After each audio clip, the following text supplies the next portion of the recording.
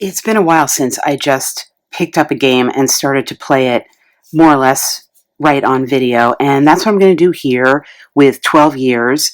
I showed this, I believe, in a video I did where I talked about a bunch of stuff I had bought just from Exalted Funeral sale. This is published by Max Moon Games, though I did pick it up at Exalted Funeral. I got it because it says it's solo, and I haven't really, it arrived, I looked through it, I think I showed it as I said on a video, put it away, and I'm going to show you what the game is. We're going to set it up, we're going to start to play. I don't know, probably not going to get through the entire game, but I will give you enough, hopefully, to get a sense for what it is. Here are the credits to the game, and the story behind the game is that 12 years ago today, the wild prophet returned from Fae. Madness about their addled mind, starkly waving antler tines. A smile shone of secrets learned and visions of the known world burned. The prophets ranting, hardly heard, you alone did heed their word. The king of old in risen bone rots with hatred on his throne. Bear the skull that bore a crown, a coronation shall lay him down. 12 years from now, if none succeed, the king's dead army on fearsome steed brazenly burns all that lives, and death becomes a welcome gift. This is a GM-less tabletop role-playing game to be played solo or with multiple players. Things are randomly generated. You will take on the role of a group of adventurers referred to as a party. The Lich King lurks in the sunken castle of the south, waiting for the completion of the coronation ritual. If the ritual is not completed in time, then he is set free to lay waste upon the known world. You must assemble a party of like-minded adventurers willing to risk their lives for the good of all, or at least for treasure and glory.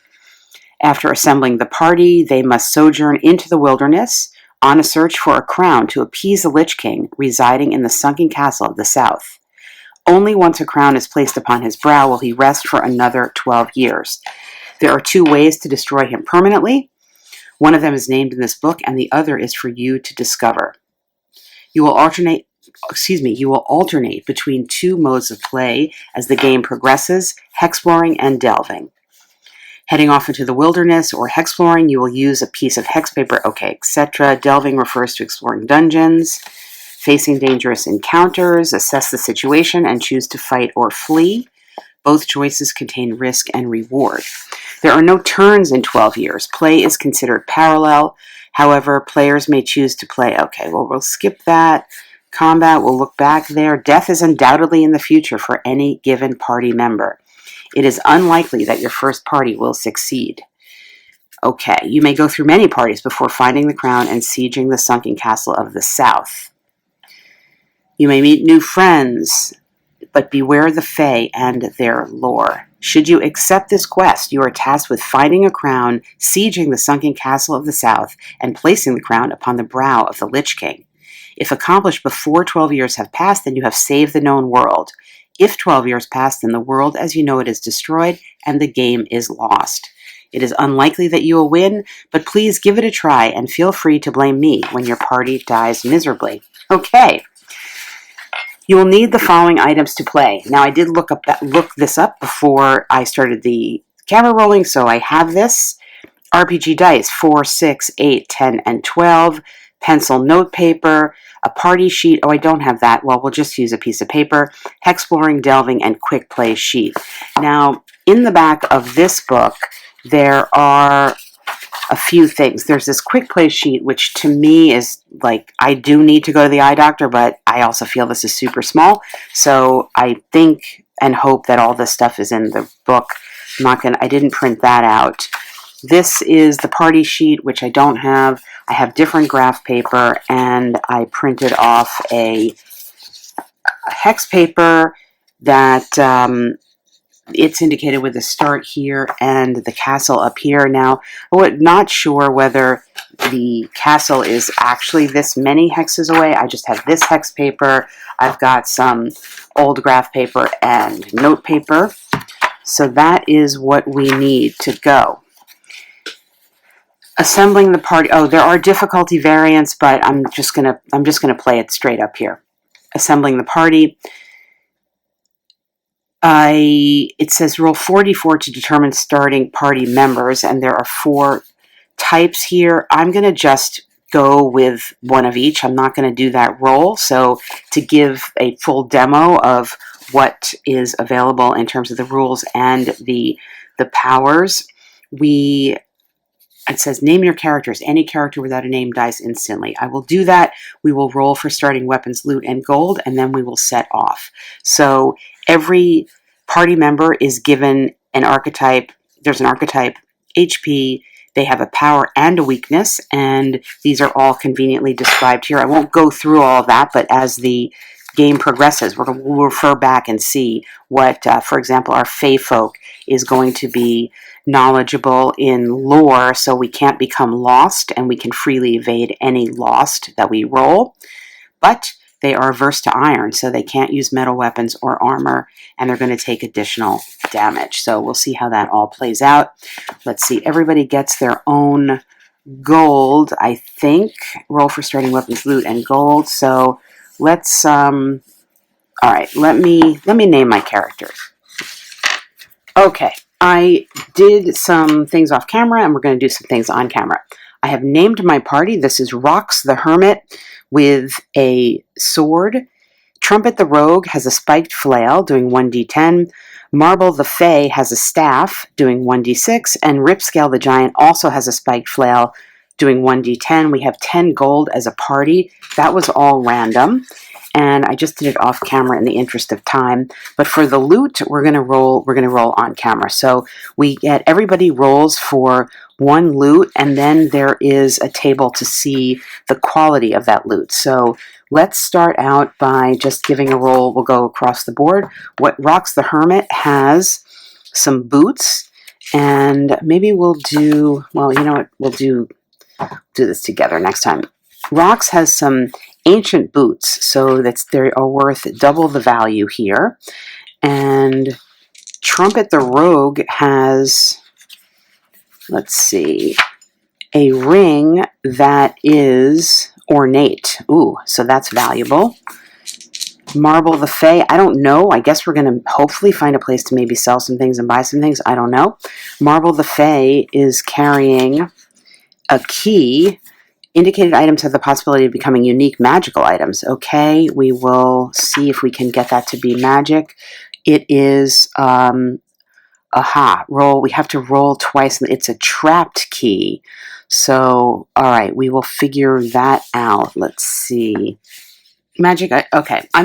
I'll figure this out off camera. I'm not sure about that. And then Ripscale the Giant is carrying a weapon. Roll on the table. Well, let's see, 2. What type of a weapon? He already has a weapon, but it's a mundane weapon, no modifier, and I guess he's going to have an extra weapon. So we will roll here. Oh, he's got a sling.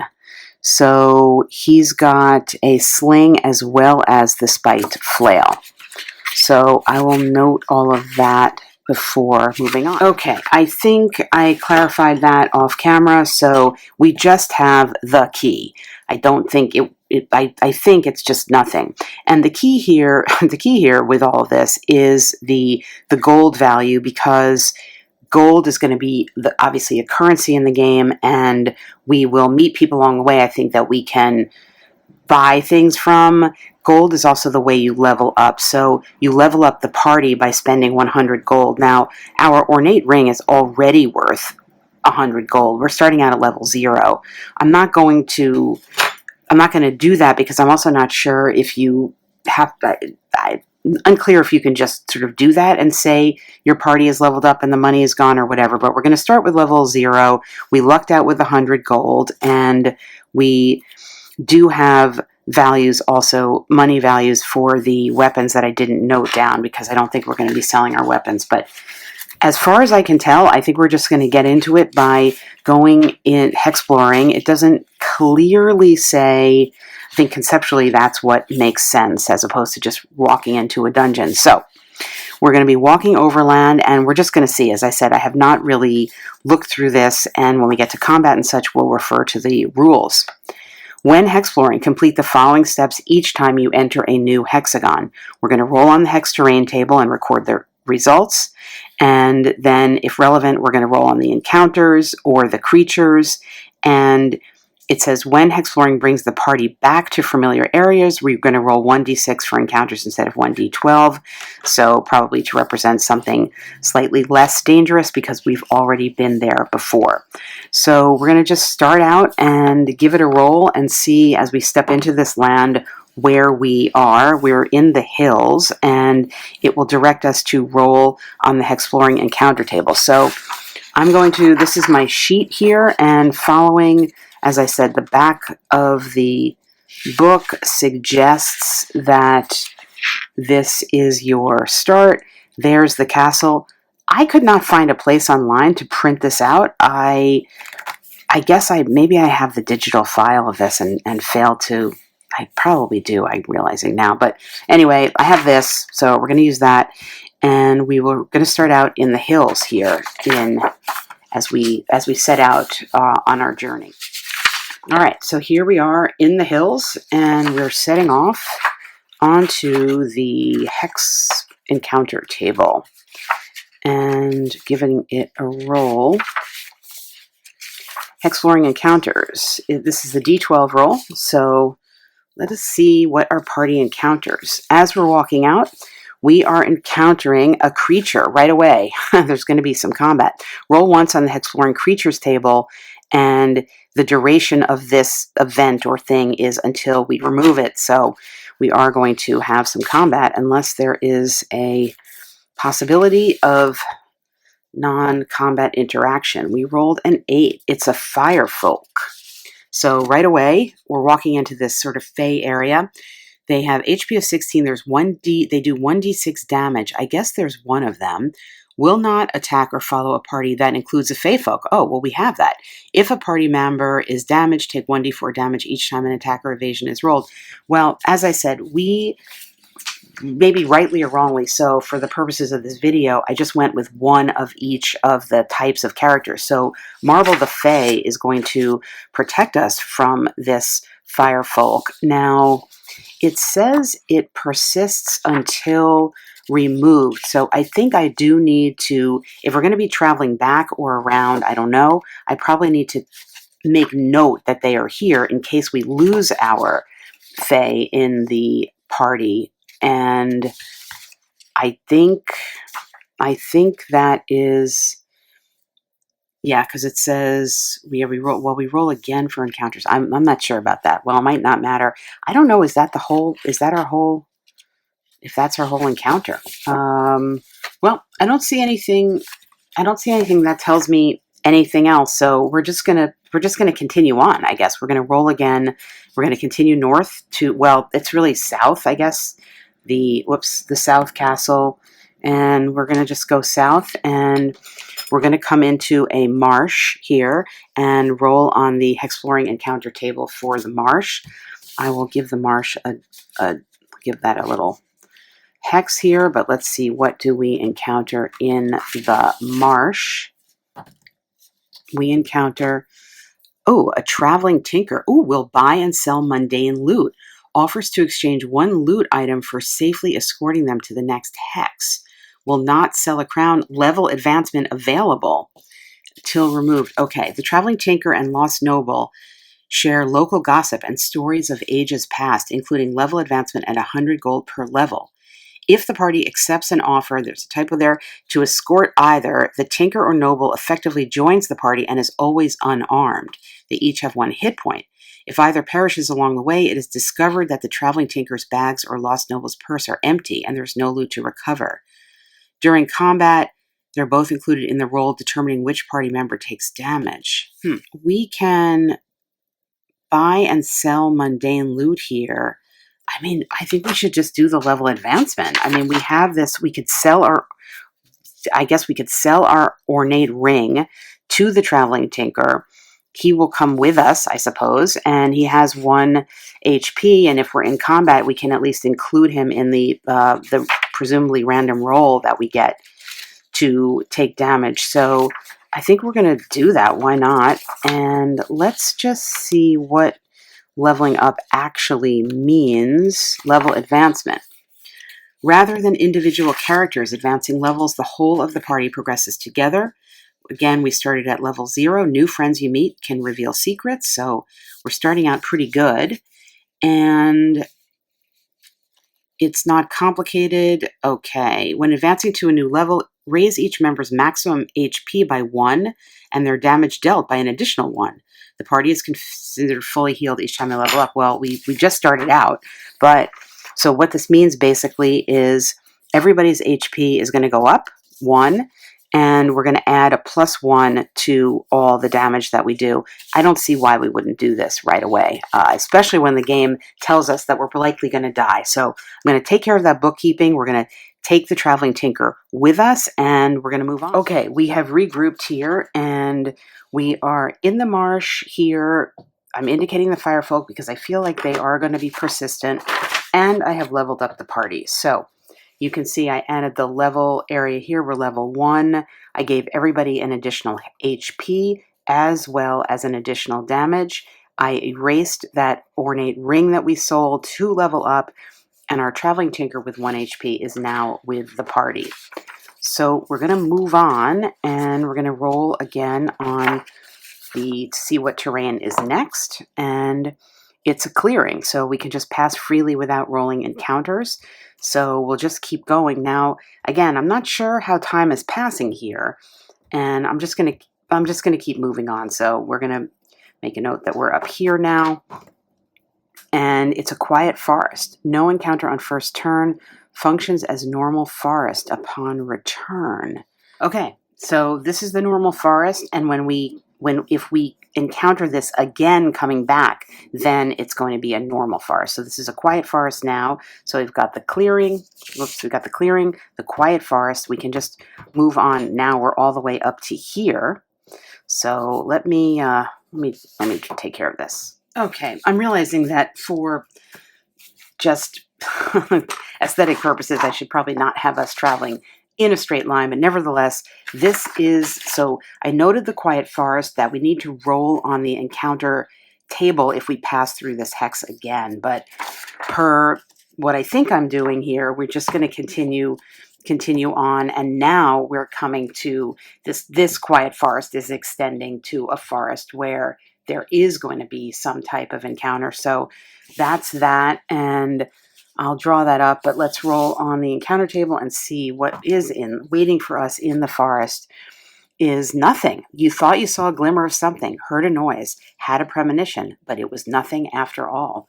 And it is just a passing thing. So we're going to go through the forest. I'm just going to keep rolling here, and maybe we'll go off to the side here. We are going to, the forest continues here, and now the marsh is coming around. So we're going to come around here to the marsh here and see what is in the marsh. And it's a creature. Roll once on the Exploring Creatures table, and it will be there until it is removed. So we'll see what we get. In the marsh is a Gargantuan Beetle. It has 24 HP, wow, and does 1d12 damage and does +4 damage. Well, this could be explaining why there is a quick end to the party. That's a lot, although we have our giant with us. So we've been peacefully walking along. This all looked really great until we encountered a Gargantuan Beetle in the marsh. So now let's figure out how combat works. Combat is considered a chaotic brawl rather than a tactical turn-by-turn encounter. Attack rolls represent a simultaneous series of attacks and parries by everyone in the room, or in this case, the marsh. There's a single 1d6 roll that applies to the whole party and all enemies in the encounter using the following results table.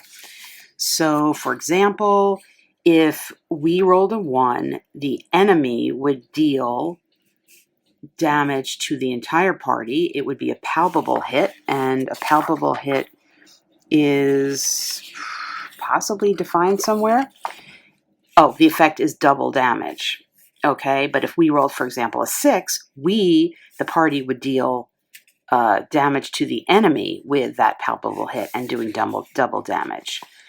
So it says it's dealt by the whole party rather than individual characters. We can, after a successful attack roll, combine and roll all damage dice for the party. Interesting. So in this case, what we would be doing is we would be taking our sword, our two spiked flails, and our staff to deal damage. So that's 1d8, a d6, and 2d10s worth of damage.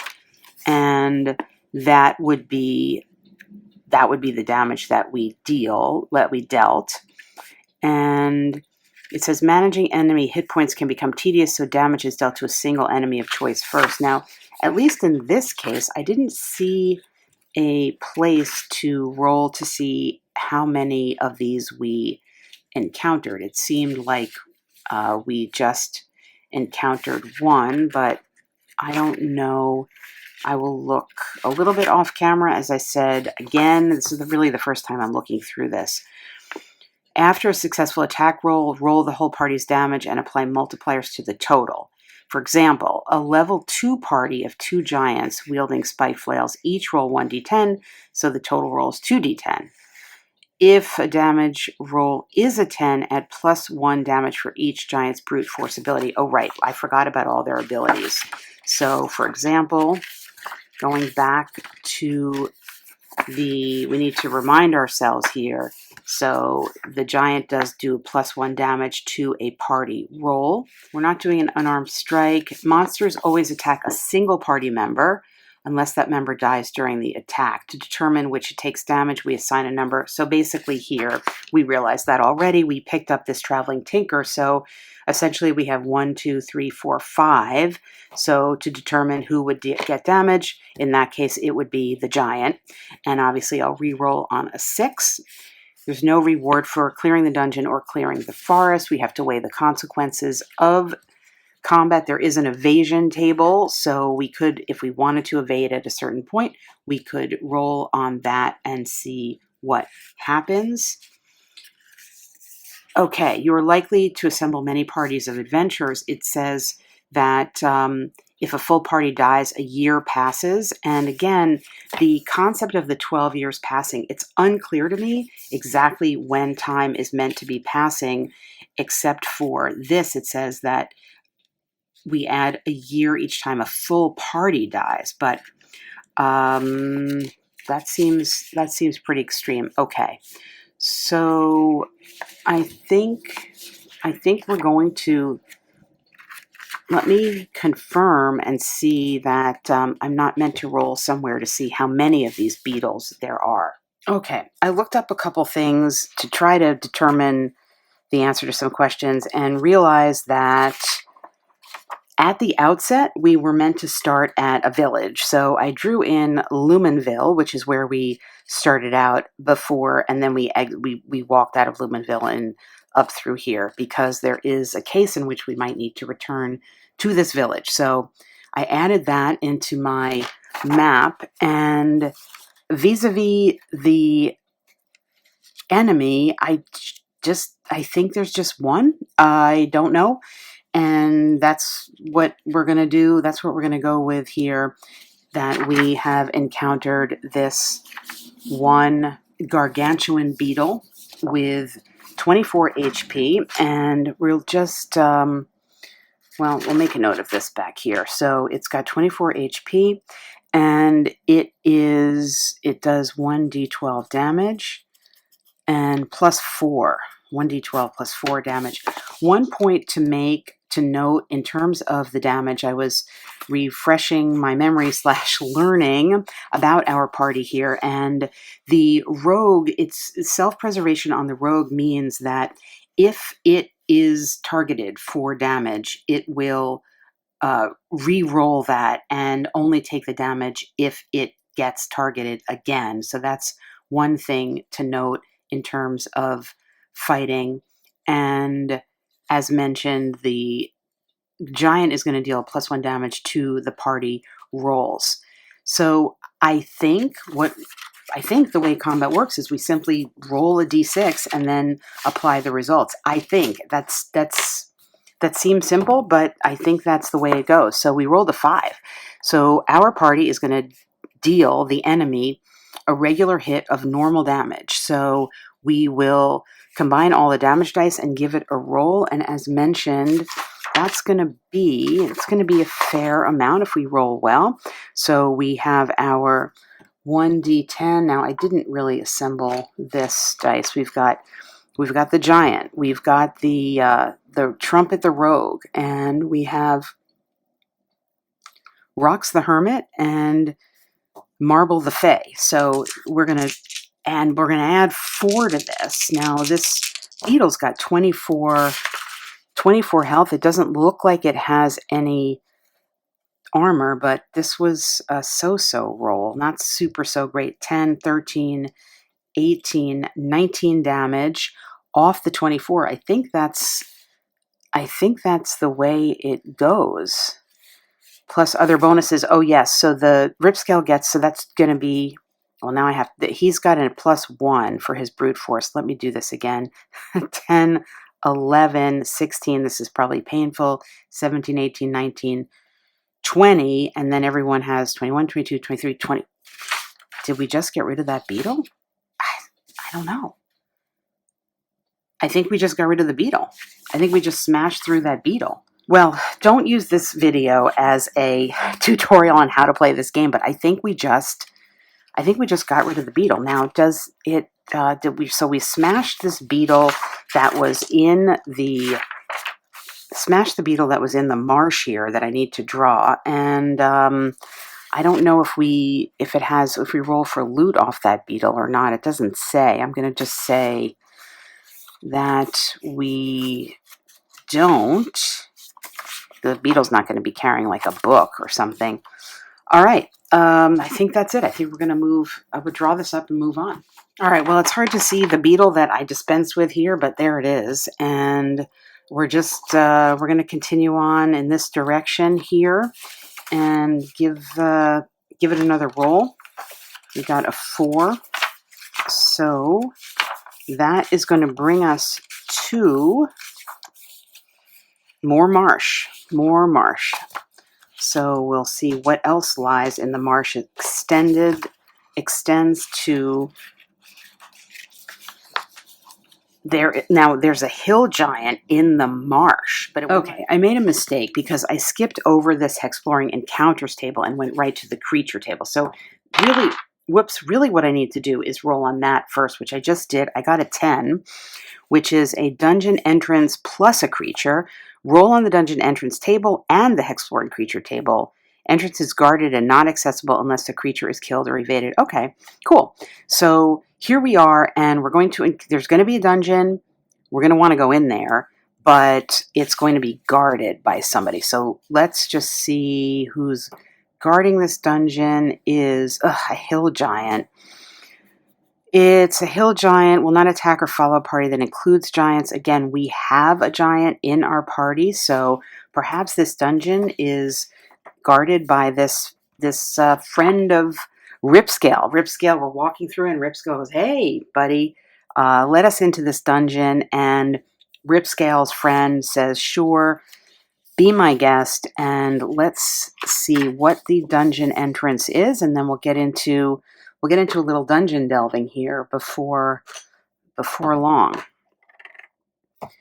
So we encounter an enormous tree with a handcrafted door built into it. Ooh, so that seems very fey and magical. And we will talk about delving now. So delving is the art of exploring strange and mysterious dungeons. Some may be ancient ruins.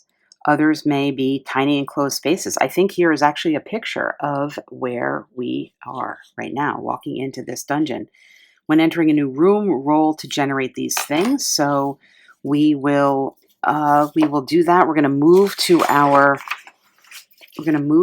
well, I need to, first of all, I need to indicate where this is, and then we will start to generate our room size. So we're going to walk in here, and we will get a room size to start. That's going to be, claustrophobic. So I don't know how our friend the giant is going to get into that room. And the room type is going to be rectilinear. And how many doors will it have? It's going to have one door. So, and then we're going to roll on the encounter here. So a similar procedure, I guess. Actually, I should look back and confirm that. Side doors, encounters, yes. So we got a 12. Ooh, a secret door. Add one additional door to the room. Okay, we will do that. And then that is, maybe we roll on the encounter again. Have to map this out. 2, it's a trap. 1d12 damage to randomly rolled party member. Ouch. That's a lot. All right, so we are going to give, we trapped here. We got over ambitious here. And Trumpet the Rogue is going to get 6 damage right off the bat. We didn't even do anything, but, oh, well, you know what? Self-preservation, I think, let's see, is that combat or any type of damage? Let's clarify. Avoid is combat. Well, this says combat. It doesn't say a trap. So disable traps he can disable, but this was a surprise, I think. So we're still going to take this damage, bringing, I think, Trumpet's health right away down to 7. And that is unfortunate here. So we're not going to get any reward for that, obviously. I think we're going to then need to start. I will map this out, and then we're going to continue on into the dungeon and choose a door to go through. Okay, here we are. We are into the dungeon entrance in this tree here. There's hill giants around, and we have entered this first room, and we note we entered here. The rogue got hit with a trap down to 7 health, and we are in this room. We noted that there's a secret entrance up here. There's 2 entrances, so I think we're going to go through this entrance here and pick up rolling again for the room size. Now, this room was supposed to be claustrophobic, so I think I will need to really make the rooms big. I realize now, but I'm not gonna really have a scale here. So let's just check out. I don't know if the room size comes into play in terms of combat, but we have another claustrophobic room here, and we're going this way as a reminder, and it is a corridor. So we've got a corridor here. Let's see, are there doors off of this corridor or not? It's a dead end. So we've got a dead end. I don't know. Let's see. We're still going to roll for an encounter here. So we have a claustrophobic corridor. Now, can our giant go down this corridor or not? I don't know. I don't know that it specifies, but it is going to be a dead end here. So we'll mark that off. Luckily, we have this other way to go. We will mark that as traveled with the color in a minute. And now we're going to roll and see what type of encounter we have here. A 2.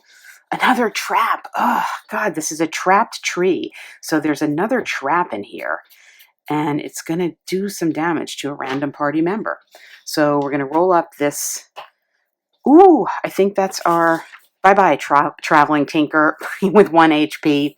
So luckily we escaped here. Our traveling tinker with 1 HP got hit by that trap. Nice.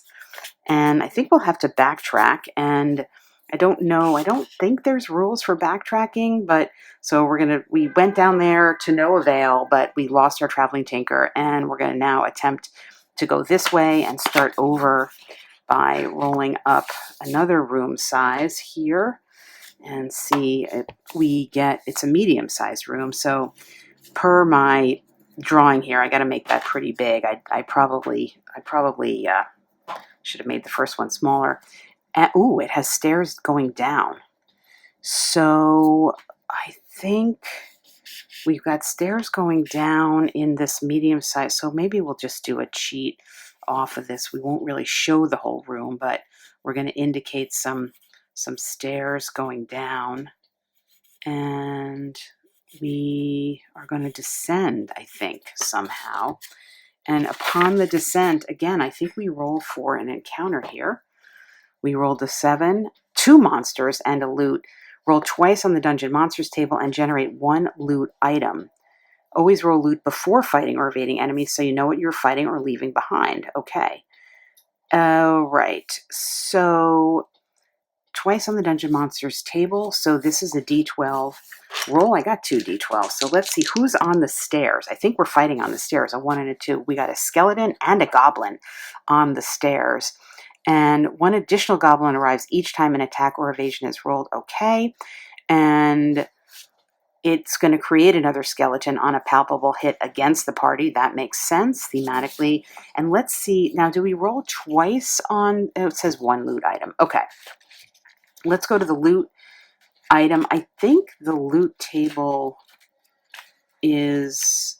I think this is the loot table, loot item. So we've got a D12. What does this goblin and skeleton... They have a book worth 5 gold. Now, the thing is, like, are we really fighting for that book? Let's see, what kind of book is this?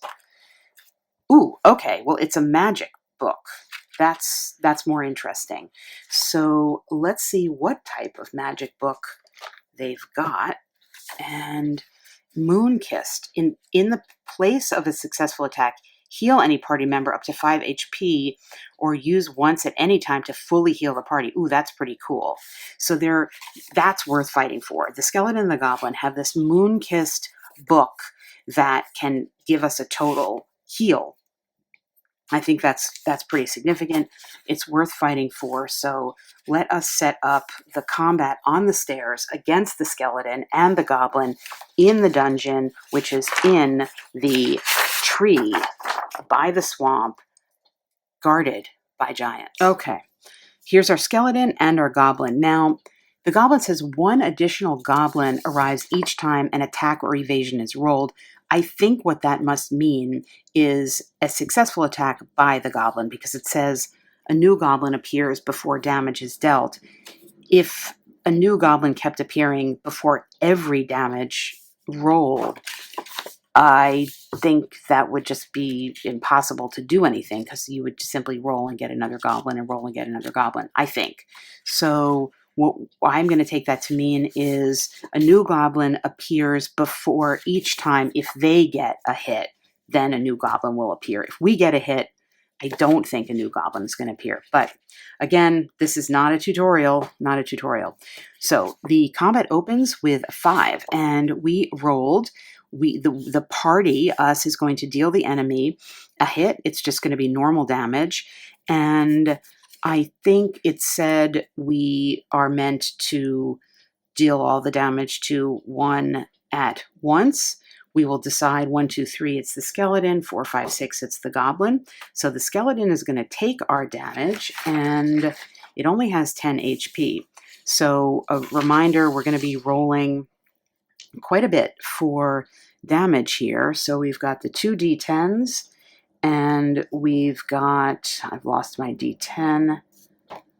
Oh, here we go. We got the 2 D10s, and we have a D6, and we have a D8. So we're going to be rolling lots of damage here, and well, we rolled a 9. So we just obliterated this skeleton. It wasn't a palpable hit, which is lucky for us, because that would have, well, actually, I guess if the skeleton rolled, they would regenerate. In any case, that was pretty quick. The skeleton is out, and we're going to go to the second round of combat and give it a roll and see. That's going to be the same. So this is going to be the enemy. That's the goblin.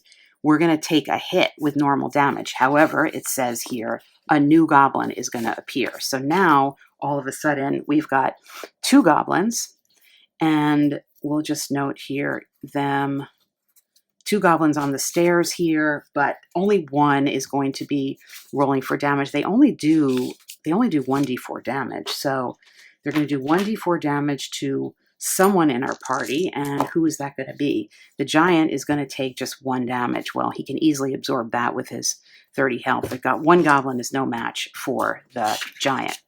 Now, with 2 goblins here, I'm not sure if we go through, well, I might be missing something. All enemies in the encounter, they're gonna gang up from now on their damage, I think. Okay, so next combat roll we're gonna do here, next round here on the stairs, and we're looking to roll high. We did not. So these goblins together are going to do another hit. So now 2 goblins are doing the damage and a third one is going to appear. So this is where it could get grim. So we've got a third goblin, but only the 2, I think, are going to deal the 1d4 damage each. So I don't have a 2d4 out. That's 1 damage, and that's a 3 damage. I forgot to roll who it's for. 3 damage on, oh, 3 damage on, that's not good. That's our rogue with 7 health. So of course the party member with the least health gets the 3 damage. So our rogue's down to 4, and we're going to another round of combat, but now we've got 3 goblins here. We got to roll high. And we're not, we keep rolling a 2. Another goblin's going to appear. There's 4 goblins. I want that magic book. So there's now 4 goblins on the stairs, but only 3 of them, I think, are rolling for damage. Let's see, first of all, who's going to get hit this time? Oh, it's the rogue. The rogue's going to die. The rogue's definitely going to die. I got to roll this here. We got 2d4. That's 3 damage plus 2. That's 5 damage. We have lost Trumpet the rogue. Oh, but you know what? I made a mistake. Because Trumpet rolls for self-preservation. I forgot Trumpet's ability here. And let's review what this means. Avoids combat, lets others reroll once when a successful attack targets the rogue. If the reroll targets the rogue, they will take damage. Okay, so moving back in time for those 3 damage, the first time around, those 3 damage, Trumpet's going to roll to see if he can avoid it. And he, let's see, no, he can't. So he would have gotten that anyway. This time, however, we're going to do what we're supposed to do and roll to see if he avoided. Yes, he can assign that to the giant. That's perfect. Now, I've lost in my mind how much that is, but I'm going to go back in the video and remind myself that second round of damage by those goblins is dealt to Ripscale the giant. But we're in a mess here on the staircase now with 4 goblins to contend with, to fight for that magic book. Okay, so I took the 5 damage off of Ripscale, and we're just grappling with these 4 goblins now on the stairwell. I'm not fleeing this combat. There's no way. I'm not fleeing this combat. We're going to continue on and remind ourselves what happens when we roll for combat, and roll this d6, and hopefully got 3. Let's see. The enemy is going to deal the party a weak hit, half damage. But the problem is, we've got 4 goblins, so that's 4d4s. We're going to get half damage here. Let's see, first of all, who's getting damaged. Okay, it is the rogue, but it's not the rogue, so the rogue's going to re-roll, and I'm rolling a lot of 2s here. 3. Marble the Fae with 11 points is going to get half of whatever I roll on these 4d4s. So 2 and 4, oh, that's not good. That's 6 already. 6 plus 7, 8, 9, 10. So Marble the Fae is going to take 5 damage and go down to 6 HP. Let's just see. Does Marble have anything that's going to help there? No, the lore, no. Okay. Marble's down to 6. We're continuing on. We are continuing on, and that's going to happen again. Again, they're going to be dealing us a weak hit, and another goblin is joining the fray now. So actually, let's see, that's going to be 5 goblins, but 4 dealt damage. I think it's now 6. This could be wrong, but now we're going to be rolling damage we're going to be rolling, in effect, 5d4s for damage. Let's see who's going to get hit. 5d4s against Ripscale. That's 4 plus 1, that's going to be 5. 9, that's going to be 10 plus 10 plus 3 is 13. It's half damage, so we're going to say that's 6. So rip scale is going down to 19. I mean, this is probably just a mistake to keep going, and but yet I'm going to continue on because I want, like, basically trying to roll a 6, and hopefully, I don't know, there's probably mathematically a point at which I should have stopped. I rolled a 4, so we're both going to deal half damage to each other. So that's going to be sort of simultaneous, but let's just see if we roll high, like we can get rid of some of these. We can get rid of these. Some of these, they each have 12 HP though. So that's going to be tough, but all right, let's at least play this out and see what happens when we roll our D8, our 2 D10s, and our D6. You know, I'm realizing I think I forgot to add some benefits before, because we get a +4 plus, you get a plus, this plus 5 divided by 2 is what damage we dealt. So 10, 17, 18, 19, 20, 21, 22, that's 23, plus the 4 is 27, plus the 1 is 28. Unfortunately, it's half damage, that's 14, so we basically just got rid of 1 goblin, totally. And there's another HP. I think we're at 5. This one goes down to 10, I think. Well, this is, again, not a tutorial. So the goblins now are going to deal us the damage. We will call it 5 goblins. 1, 2, 3, 4, 5. Lost track of where we are. I think it's actually 5 goblins. Rolling at half damage, and I don't know how you would calculate all that simultaneously. I guess it actually probably should be 6. We'll call it 6. That's going to be 4. That's going to be 5, 6, 7, 8, 9. Finally, we got a low roll. 9 divided by 2. We're going to call that 4. 4 damage against who? Against the giant here. So 19. So he's down to 15 health, I think.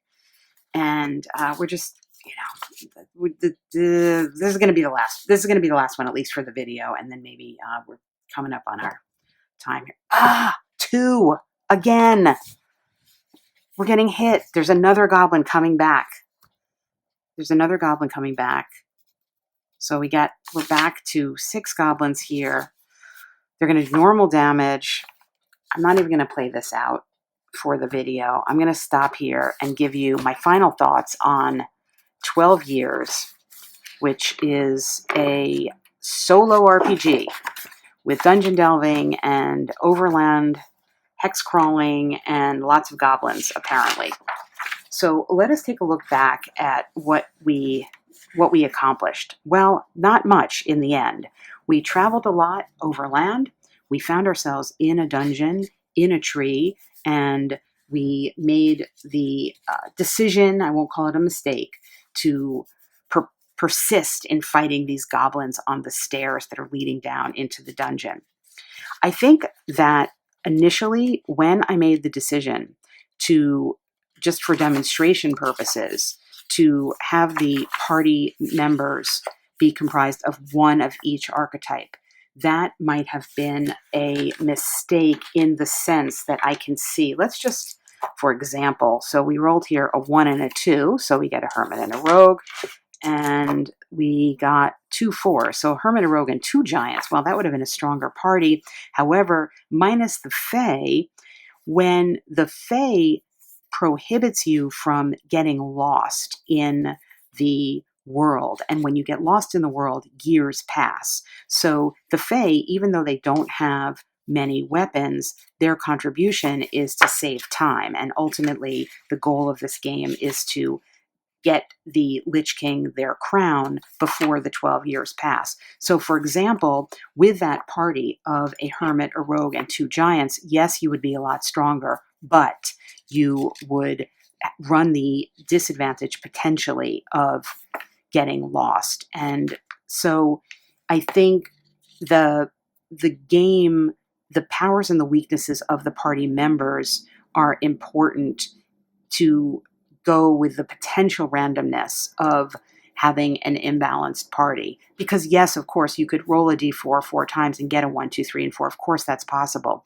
But it's more likely that you wouldn't. And then you would have to deal with missing 1 or 2 archetypes that would create a different kind of party. And so I think that is an important thing, an important step to make. And as I said, I wanted to demonstrate the different types of characters, so I didn't do that. But as it turns out, we didn't actually even need to or end up using our healing power. Now, thinking about it, thinking back to our party, when the party rolls a successful hit, the hermit may choose to fully heal the party instead of the party doing any damage to the enemy. So had I not stopped the combat there, that's probably what I should have, or certainly could have done, because our giant is down to half health. Our trumpet, the rogue, is also in danger, and I could have definitely used that power of the hermit. I was standing on the stairs there hoping for just a palpable hit on the giants, but as the goblins increased, that was becoming sort of mathematically not a wise thing to do. What's great about this is the sense of the combination of the hex crawl and the dungeon delving is really nice to have in one book. What I think I am missing just at the level of play that I did was different types of loot and more loot, and perhaps a description a little bit more of what loot can do. In this case, the book that we potentially would have gotten from the goblins, and we can see why there are so many coming to guard it, turned out to be magic, moon-kissed. So it would have allowed us to heal or fully heal the party. That's very valuable. But if we had simply rolled on that and found that it was, ancient, it would have been worth 10 gold instead of 5 gold. It's sort of a little lackluster there in terms of the description or the abilities that loot is giving you. So I would love to have more loot table or different types of loot, perhaps for different areas, something that might be thematic to a terrain, for example, or more thematic to a type of a dungeon. I also feel that some of the rules in terms of understanding exactly when you're supposed to do something and the impact of it I was missing some detail there. So it's entirely possible that I've played something wrong because of that. But it's a light and short booklet, so the rules to some extent follow that. There is a section here in the back that talks about essential to any role-playing game is the construction of narrative. And it says, while the story will unfold and take twists and turns, I have found that narrative takes, another typo, a bit more work in solo games. When a full party dies, I like to honor the dead by stopping and writing their story from their perspective before rolling up a new party. I use my maps to guide me as I write up the adventure. That becomes the tale that the travelers tell. That's really cool. The author is encouraging this practice as it will bring the characters and maps to life in a completely new way. I do like this idea, and notice here I was making my notes on the map. I think for me, for the next time I play this, is off camera, when I will roll up a party actually randomly so that I can go through it with the likely abilities and benefits and disabilities that I would get. So again, doing this, I got a giant and a rogue, and I got 2 giants, a rogue, and a hermit. So I didn't get the fae if I was going to use this party. And again, that would put pressure on me as I was going through, and time would be taken up as I potentially got lost. Again, I'm still not clear, at least in the play that I did so far, how else time passes, but I will leave that for you to discover and for me to discover as I play this game again.